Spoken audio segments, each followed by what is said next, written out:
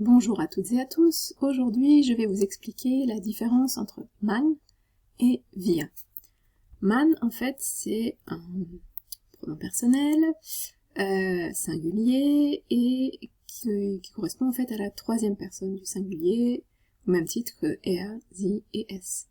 En français ça correspond en partie à on, mais pas seulement, c'est ce qu'on va voir.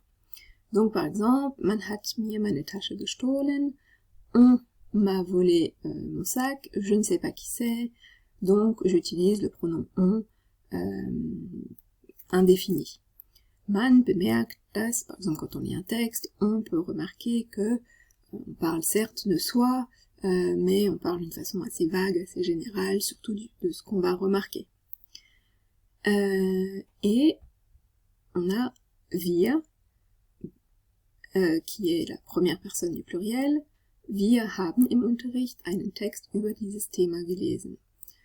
Man, troisième personne du singulier, on aura la terminaison T au présent, et wir, première personne du pluriel, on aura évidemment la terminaison EN.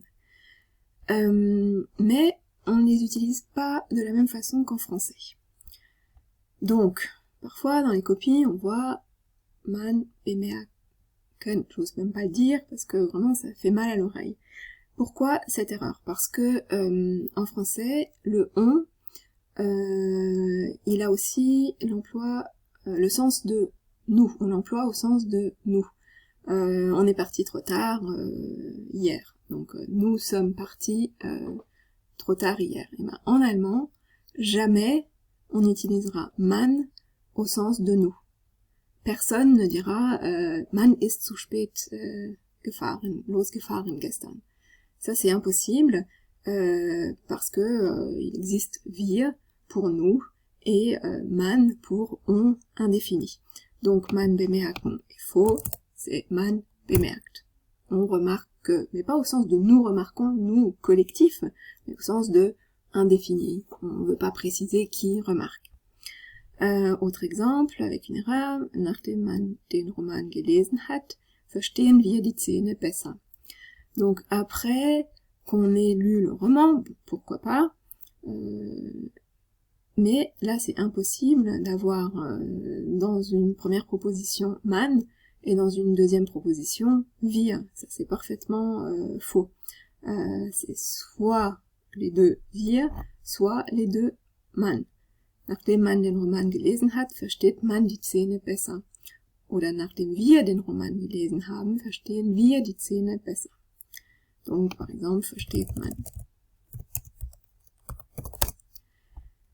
Et dans les dissertes, dans les dissertations, en français, on vous dit souvent que on n'utilise pas je, qu'il faut pas se mettre trop en avant, et c'est pour ça qu'on préfère utiliser on ou nous. Nous allons dans un premier temps étudier.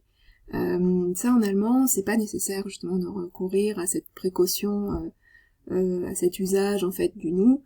On n'a pas de contre-indication à utiliser et quand on s'exprime d'ailleurs en son nom propre, ce qui est logique.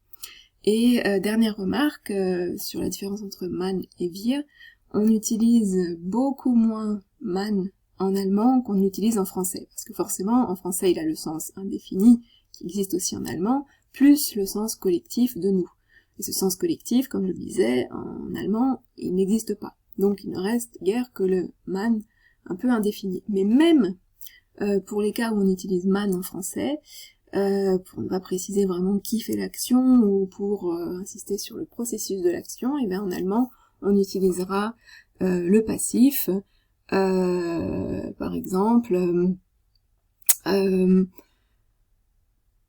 si en français on dira on montre dans ce texte que, etc., ben, en allemand on utilisera le passif es wird in diesem Text gezeigt, das.